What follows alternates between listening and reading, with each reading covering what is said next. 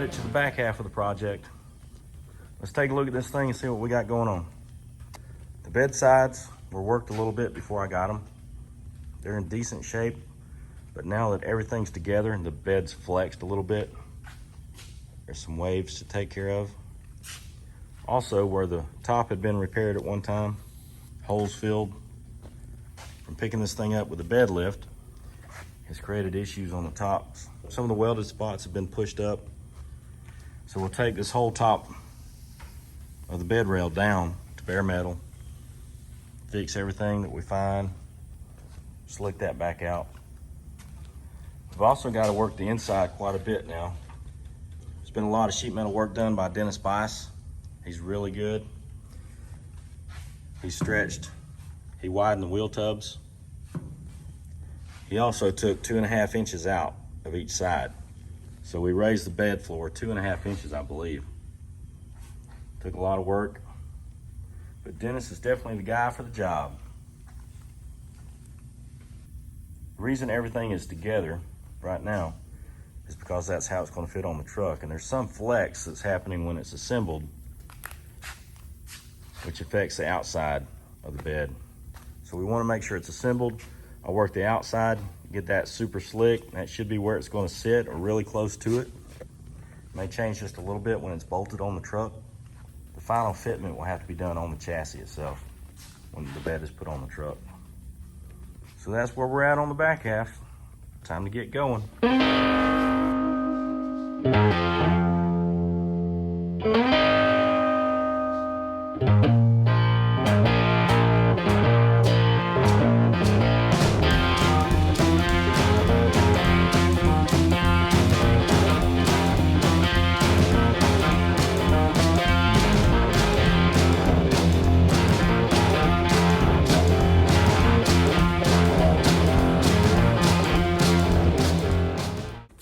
The first thing I'm going to do is take all the material off the top of this bed so that I can get to all these spots where it was welded, see if I need to re-weld them, see what's going on. Some of them look like they cracked. Anyway, so I need to strip all that off as quick as possible. I'll show you what I usually use. So there's several different ways to strip this off. Or if I was stripping the whole bedside on the truck that I was going to get ready to paint. There's different ways of doing that. There's the old angle grinder. I could go over this and take it all off with the angle grinder. But that's very aggressive. The problem with that is it also takes metal. It's very aggressive. We really don't want to do that. We can take our old buffer, put an 8-inch pad on there, some 80 grit, and grind it off. It's really just a bigger angle grinder is all that would be. Still going to be aggressive and take the metal off as well. We could DA it off, of course, with some 80 grit. It's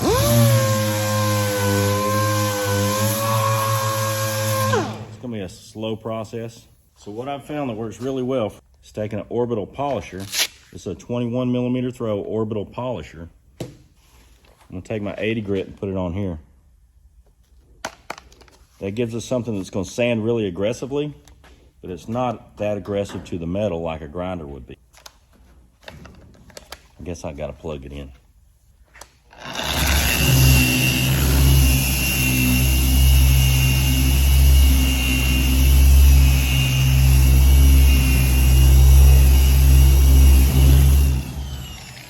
So with that, we have something that's very aggressive for all this that's on top of the metal, but it's not super aggressive to the metal. It's going to clean it up, but it's not going to grind it away. So that's why I like to use it. It's fast and less damaging than a grinder.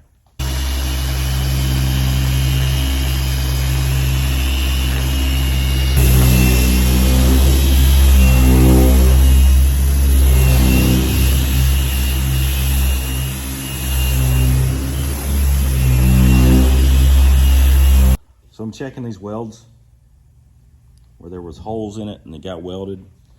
And they lifted with the bed lift. It made it look high in the primer, and it cracked the primer and the filler in a couple spots, but I don't think it cracked the metal. I'm blocking over it just to see if it's a high spot in case I need to tap it down, but they're not even high spots. They're really about where they need to be.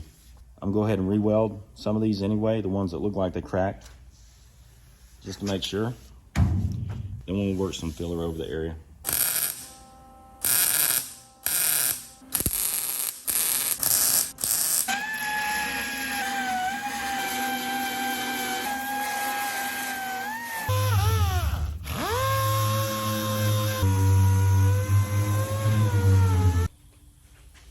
One thing I use a lot more than I ever thought I would is a rotary tool, whether it's Dremel or some other brand, with these little wire wheels or whatever I can put on there. They work really good for getting in some really tiny scratches that everything else just slides over. If you got like a deep scratch with some rust in it, anything like that, you can get down in there with that brush and get it out. Or you can get a carbide bit and grind away some. But anyway, very handy tool to have is a rotary tool.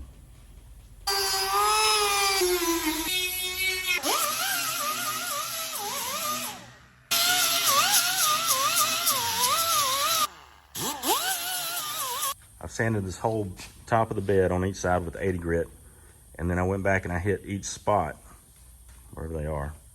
I've hit each spot with a little bit of 24 grit on a grinder just to give the kitty hair something to bite to. So anytime I have a patch panel or I'm welding up holes, anything like that, and there's a chance there could be a pinhole or anything that might let moisture through, I put kitty hair over that. So kitty hair you'll use whenever you need to add some durability to the repair, or it's a little too thick maybe.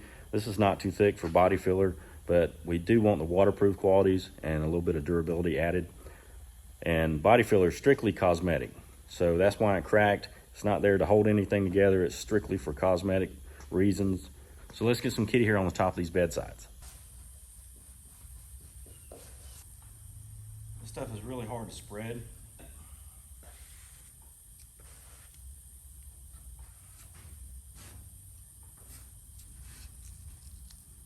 So the kitty hair is dried. We're gonna go around and knock that down with some 80 grit, just to knock it down fast. There's no blocking and smoothing out kitty hair really. It doesn't block very well. You just wanna aggressively sand it and get it down to where you want it, which we want it just slightly below where the finished filler is gonna be. Like I said before, it's on there for waterproofing more than anything. It looks like a mess because that's the only way to put it on, but we're gonna sand that down, get ready for some filler.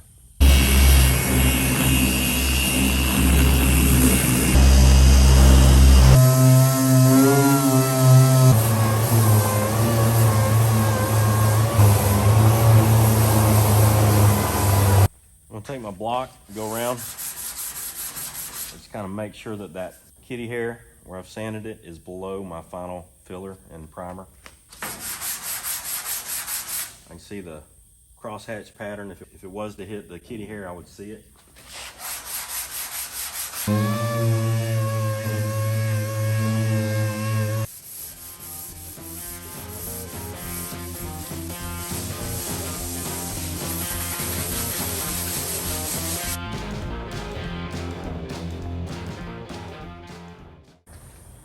Man, that hardener set up quick. Too much hardener that time. It is hot as heck in here though.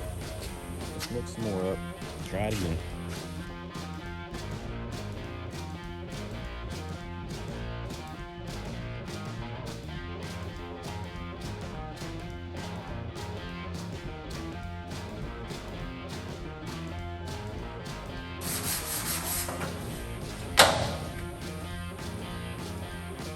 Bullshit. All right, that's it. Might give a shit. Had left the building. Trying to put this thing back in the hole, to find something cold to drink, not even think about it for a while. Thanks for watching, and we'll catch you guys next time. Too much work.